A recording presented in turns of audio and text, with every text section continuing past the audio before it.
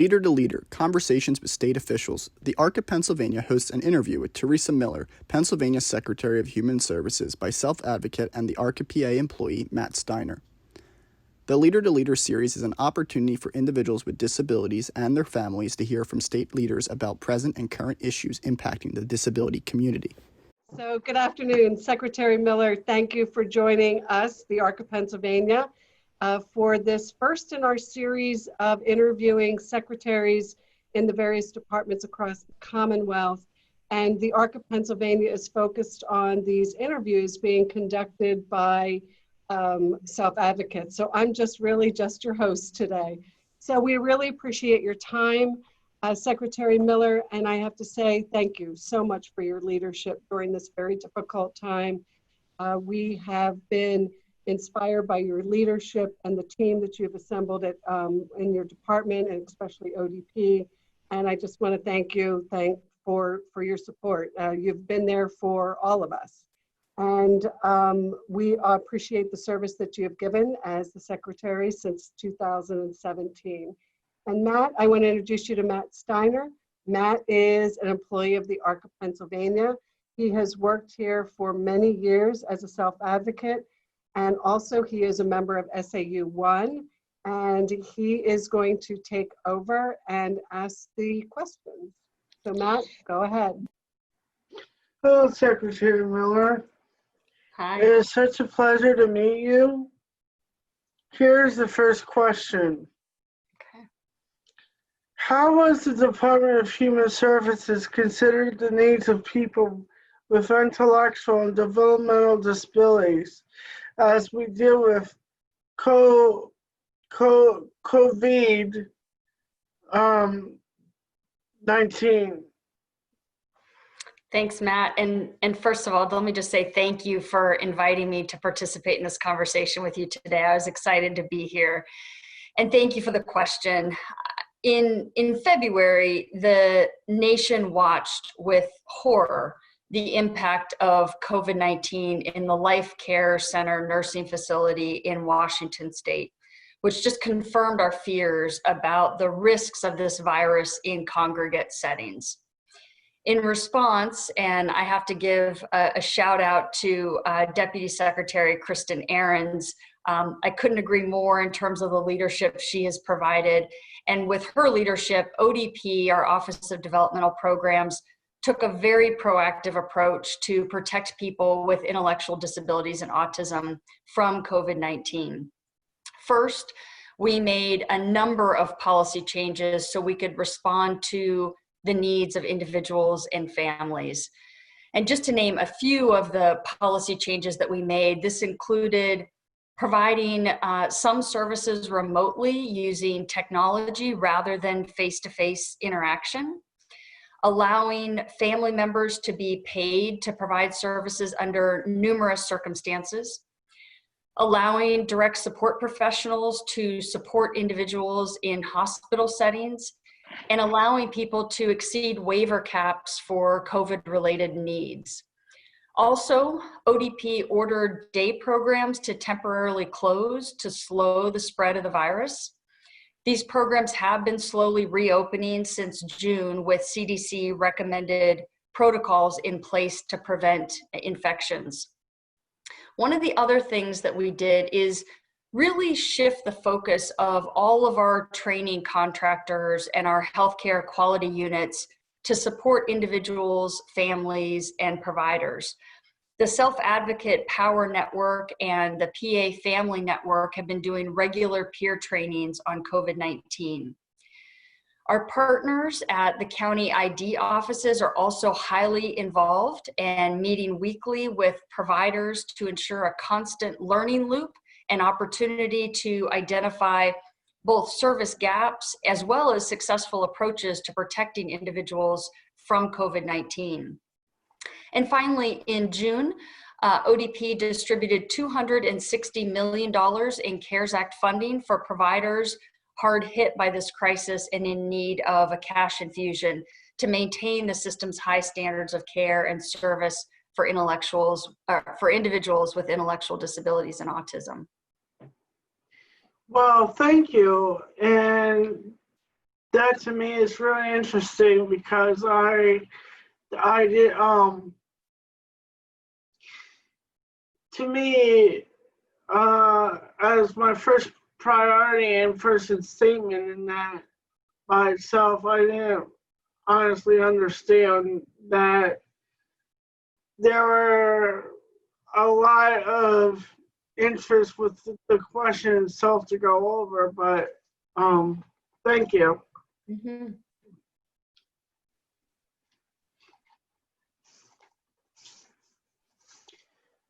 Question 2 is, what reopening advice do you have for people like me who receive home and community-based services?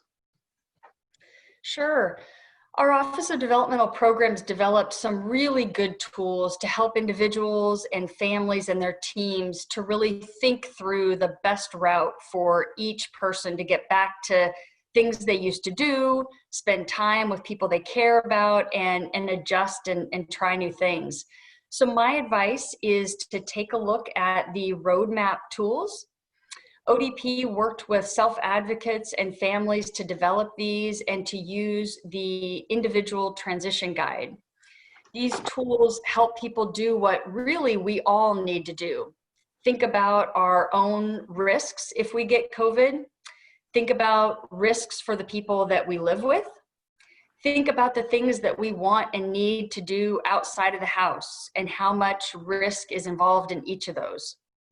Think about how we can do those activities or similar activities as safely as possible, and which activities we may not be able to do right now because they're too unsafe for us and for the people that we live with. And then make a plan to safely do things that we love to do and spend time with people that are important to us. Well, thank you. Question 3, how are we making sure that services are provided safely? So ODP approached this from many angles. First, you have to make sure everyone has the information and tools that they need. So ODP developed information, training, and tools for self-advocates, for families, providers, supports coordinators, and our administrative entities, the counties. ODP developed readiness tools that our administrative entities and counties use with providers.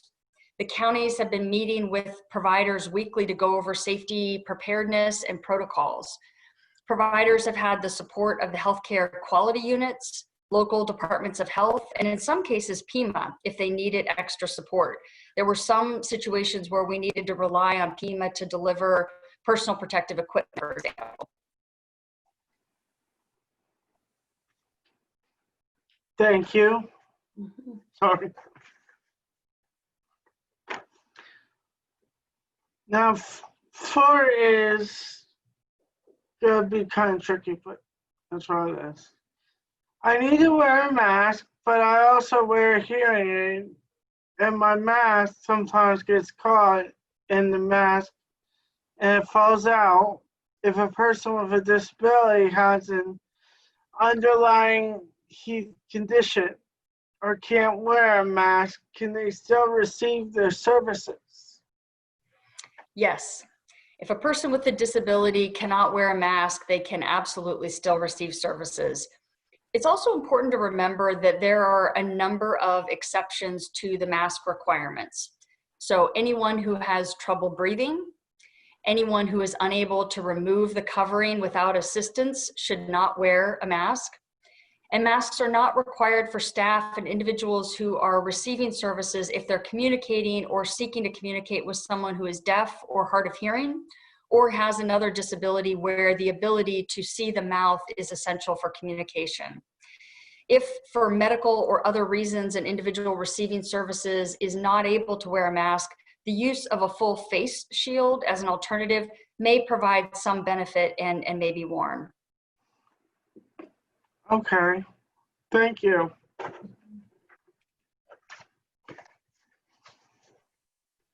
Number 5. I had to stop working when the virus started, but I am now back to working at the RCPA. Some of my friends are still not working, and how is your department making sure that people with disabilities are not the last to get back to work? This is a really important question. For people who were working before the pandemic, there are a couple of important things here. So first, we should not look at people with disabilities in the workforce any differently. People without disabilities who are at high risk for severe illness or death because of health conditions are making tough choices about work or having conversations with their employers about making changes that will keep them as safe as possible. Those conversations need to be the same regardless of whether someone has an intellectual disability or not. Second, the individual transition guide is a really helpful tool that teams should be using to plan to get people back to work.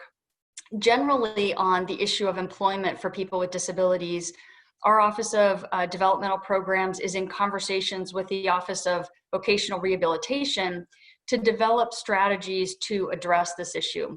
We have concerns that many of the people with intellectual disabilities and autism work in industries particularly hard hit by the pandemic and the economic downturn. Service industries like restaurant and retail, for example. So this is a really important issue and one that we will remain focused on at DHS. Thanks for raising it. Okay, thank you. 6, I am a member of a few self-advocacy groups. Some of my friends cannot join our meetings because they don't have a computer or they can't get internet service. How can we work together to make sure everyone can make connections using the internet? Yeah, there is an identifiable gap for people with intellectual and developmental disabilities in accessing technology, including the internet. In the past several years, this gap has been slowly narrowing as consumer technology has grown more available for people with disabilities. In Pennsylvania, there is a growing interest from individuals, families, and providers to incorporate supportive technology into daily living, creating really new opportunities for independence and expression. Assistive technology is an important waiver service for individuals that are enrolled in one of ODP's 4 waivers. Through the individual planning process, a supports coordinator can help individuals access assistive technology to purchase equipment like computers in order to improve someone's ability to exercise choice and control. It's critical for self-advocates to stay connected with each other, especially during the COVID-19 pandemic. Assistive technology can be a key to unlocking virtual communities and connectedness. The Chapter 6100 regulations passed in 2019 require residential providers to offer access to the internet as part of an individual's room and board cost. It is a requirement. For people in ODP residential services, this should be helping to close this gap with access to technology. Thank you.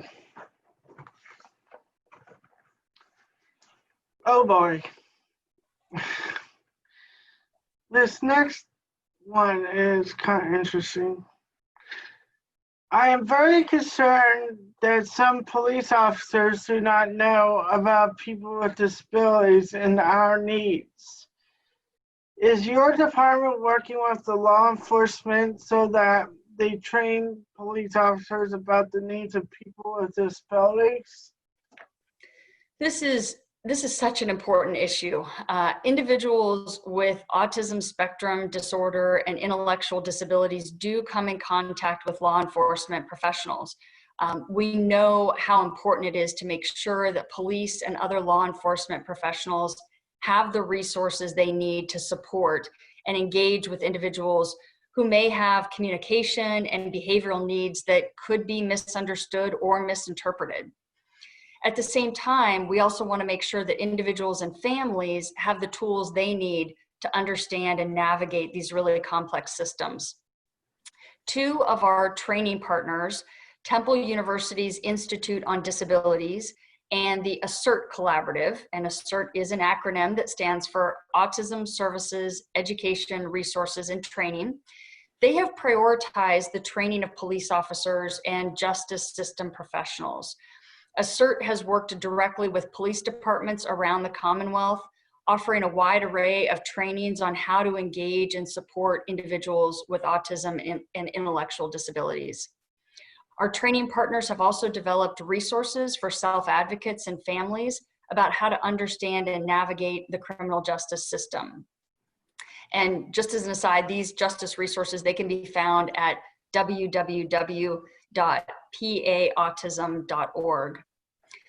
ODP has also prioritized the training of judges. In the spring of this year, 2020, ODP staff collaborated with Justice Kevin Doherty and the PA Supreme Court to train over 200 judges at the annual Trial Court Judges Training Conference. This was an opportunity to bring good information about autism to judges across the Commonwealth. There was a great deal of interest generated by this training. During the upcoming year, ODP will continue to work with regional teams to develop additional training resources for judges, district attorneys, public defenders, and other law enforcement professionals. There is clearly a need for these important collaborations and training opportunities. While our goal is always to divert individuals from law enforcement encounters, it is critically important that individuals, families, and law enforcement professionals have good information to ensure the best possible outcomes when these encounters do occur. And the last one is thank you. And does your department hire people with intellectual developmental disabilities? We do. We have over 15,000 employees, and we absolutely do hire individuals with intellectual and developmental disabilities. I do think, though, that this is an area that we could improve on. I think there's some work to do around civil service rules and around testing and qualifications, but the straight answer to your question is yes, we do. Thank you. Sherry? Thanks, Matt, and thank you, Secretary Miller.